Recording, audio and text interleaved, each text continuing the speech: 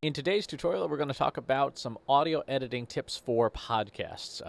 I have been doing podcasting in some form since 2005 and have had a chance to play with a lot of the tools in the space. Today, we're going to look at mostly free tools, one of which is Mac-specific, GarageBand, but you can certainly use any audio editing tools that you have experience with. The main one for editing is going to be Audacity, which you can see on screen here. Audacity is free open source software. You can just Google for Audacity editor and download it, install it, and things like that. You're also going to want to install what is called the dynamic compressor for Audacity. And this is something that you get from the Audacity podcast. Search for Audacity Dynamics Compressor, and you should find yourself to this page that you download and install the software. You're going to need that. So when it comes to editing audio, there's a couple things you're going to want to do. Number one, you're going to want to trim it. You're going to want to clean it, trim it, and then compress it. So let's look at what this looks like. I'm going to pull in an MP3 here into Audacity. This is a raw audio recording that I did with my co-host, Katie Robert, who is our CEO. And what you're going to see right off the bat is you'll see the waveform. This is a stereo podcast. I personally find there's very little value in having it be stereo other than being twice the file size. So first thing I'm going to do is going to merge this down to mono. That way it's just one waveform, and it will play evenly in headsets. Now you won't get that like spatial thing, but honestly you don't really need that. The next thing we're going to want to do is we're going to want to do a quick normalize. Normalize basically cuts down some of the, you can see there's a few peaks and things. We want to get those trimmed off and change the DC offset to center just so that the file is nice and even. You'll see it shrinks down a little bit. The third thing we're going to want to do is do some noise reduction. So let's take a look at the file itself. You can zoom in here. Whoops, a little too far. You'll be able to see periods of time here where if I hit the play button, I can hear background noise. And so having those 3 seconds of background noise really important. So we're going to set for noise reduction. I'm going to get that noise profile, and then we're going to apply on that noise reduction. I'm going to apply that noise profile and reduce that noise. Now, depending on how much background noise you have, you may need to crank some of these settings up. Out of the box, this is not bad.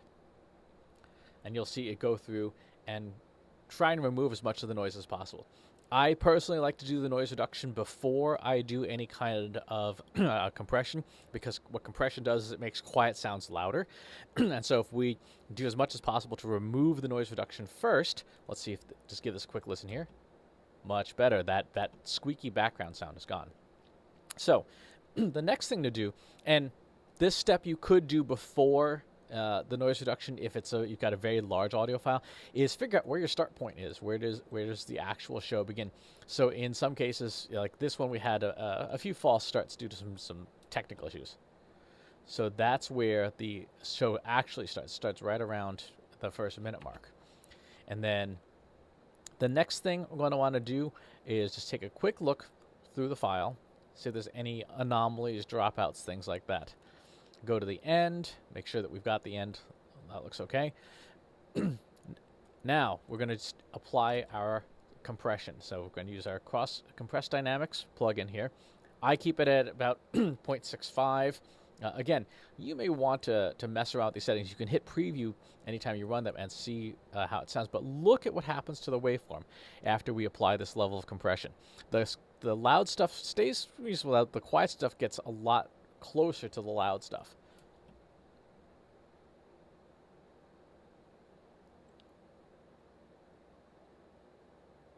So that sounds pretty good. The next thing to do is look for what I like to call sort of the awkward silences. When someone's talking, there are natural pauses in the conversation, and those natural pauses are, generally speaking, a good thing to have. However, there can be pauses where you can have too much silence. So there's the, let me think about this pause. And then there's the, I don't know what you just said and I don't know how to respond pause. And so what you want to do is just do a little bit of trimming. You don't ever want to just completely chop out a pause because it will sound unnatural. But you do want to, this right here, if you look at this spacing here, that's a good, that's about a second, a little bit more than this, a little less than a second, but about a second's worth of silence is a good pause. 2 to 2 seconds is good. A little bit more than that is probably too much, and if you're listening, it can disrupt the flow. Here, there are some really big ones. You can see there's 3 or 4 second pauses, so we're going to cut some of those down. And you can see some of those little verbal artifacts as well. So we can just chop those out. This is still a reasonable pause.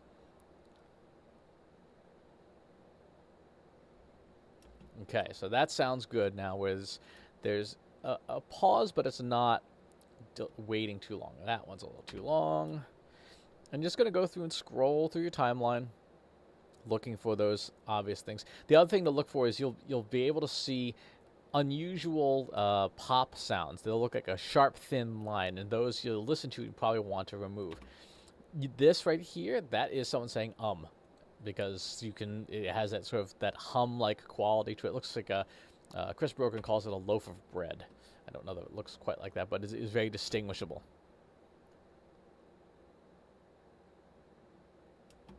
Let's shut that one. Should be a little bit tighter there. Let's see what we got here. That looks okay. Let's keep scrolling, keep scrolling, keep scrolling. What's that? That's saying the word so, which is fine in moderation.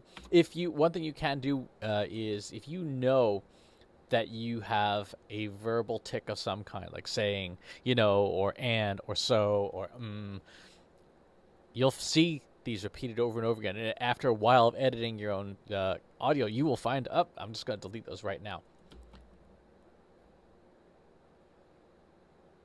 So that's an inhale, which we don't need. Keep scrolling, scrolling, scrolling, scrolling. There's a lot of silence here.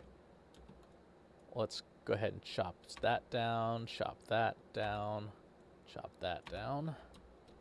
And that one too, just a little bit. A little bit more on this guy. There we go. What's going on here? That's a throat clear. That's got to go. Keep going. Again, as you do this for yourself, you will get to know your own verbal tics.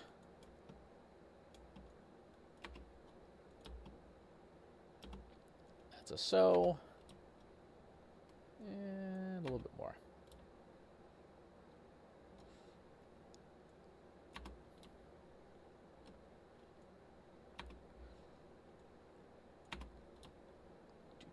What's that? That's the word but. We'll leave that in. What's that? That's just me making strange background noises. Ooh, there's a big one. What's that?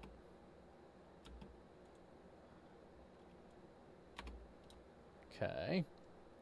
Keep going, keep going. We're at the 13-minute mark here.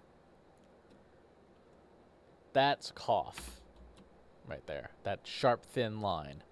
That can go right out because we don't need any of that. Get some good conversation going there. That's not helpful. What's that? That looks loud. That's a plosive. A plosive, by the way, is a B or P sound where you're breathing air against the microphone, and it makes a popping sound. To the extent that you can have your microphone, as you can see here, my microphone is not pointed straight at my lips. It's actually pointed below it so that when I make that sound, it goes over the microphone, which from placement is a good idea. Let's go ahead and keep going. What do we got here? What's that? Take that out. What's that? Take that out. Okay, and we'll chop off the end there. So now, what started out as, how long was the original file? The original file was 23 minutes. So with judicious editing, we've chopped that down by about 1.5 minutes. And what we should have now is a nicer looking file that is clean audio. We're going to export this as a WAV file. And this will be, what episode is this? This is Trust Insights Machine Learning 101. I like to save in either AIFF or WAV file. Either one is fine because those are lossless formats. They are big files. But saving in that format means that when we import it into GarageBand, then you're not going to get any audio signal loss, which is really important. If you get if you save to an MP3, you import it into another audio tool, and then you save it again as MP3. Every time you save as an MP3, you're losing quality because that is the nature of MP3s. So there's the podcast episode. One thing that's really good to do, this is GarageBand, is, let's close that media drawer, is save your podcast as a template. And again, this works in almost every audio editor. That way your intros, which you presumably have recorded and built, and your outros are already in place, and they have the appropriate settings, and now all you have to do is take that file that you just created and drop it right in. So let's go ahead and go get that file from the desktop. It's going to do its import and do any type of conversion rate stuff. And you look at, there's a tail here, there's a head here, so we want to make sure that these have a little bit of clean overlap so there's a nice smooth transition between the two. For your voice track, one thing to be aware of, you might have, for example, turned compression on inside of your audio editor like GarageBand has here. If that's the case, make sure that you don't over-compress the file, like do a couple cycles in Audacity, because then you'll have a very muddy sounding audio file. Maybe do one cycle of compression within Audacity and then do another cycle of compression in GarageBand. That will keep the audio nice and clean. Okay, we need to zoom out here because this is a little too big. So let's zip, zip, zip. Okay, we need to move the ending down. There's the ending. And just as we did earlier with the introduction, I want to make sure we have a nice, clean, smooth transition, about 1.5 seconds of space there. And now this podcast is ready to go. So we're going to export this song to disk, save it as an MP3. For podcasts, depending on the audio type of podcast, it will depend on the quality setting. If you are a predominantly spoken word podcast, either low or medium quality is fine, unless you're doing something that is very specifically requires like high audio quality. If you're doing a music podcast, you want to go up to high or highest quality, because there is you're going to want that high fidelity. But for the most part, for the spoken word, you're not going to need that. So Trust Insights Machine Learning 101.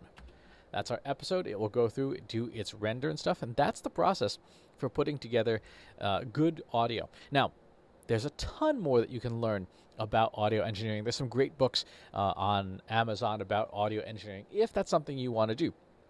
But for the purposes of just putting together a podcast and creating clean sound that is comfortable to listen to, this is a great way to do it. The compression is important, which is what we did first with the compressor dynamics and the compressor in here. The reason why is that compression makes quiet sounds closer to the loud sounds, and it creates a more even sound. Why does that matter? Most people listen to podcasts in one of 3 or 4 locations. They listen in their home, their office, the car, or the gym. The car and the gym are very noisy environments. And so what you want is you want that level of compression so that people can turn the volume up to a consistent level and be able to hear over the noise around them. And even in office spaces with modern open offices where you can hear everybody doing everything, you're going to want that compression turned on. Experiment with it. And also be sure to survey your audience. Hey, where do you listen to the podcast? If even more than a handful of people listen on in the gym or in the car or mass transit, you're going to want to do some heavy compression, and you want to experiment with it. Listen to it on a couple different headphones. If you have good studio headphones, listen to it on studios. Also get out like the cheapy earbuds and listen to it on those so that you can hear the difference and compress to appropriate levels where it sounds reasonably good, understandable across the board. And that compression will also keep the volume nice and normal so that you're not jogging your volume up and down just to listen to different people talk on a podcast. So those are some tips. Enjoy, and good luck with your podcasting efforts. Want help solving your company's data, analytics, and digital marketing problems? Visit trustinsights.ai today and let us know how we can help you.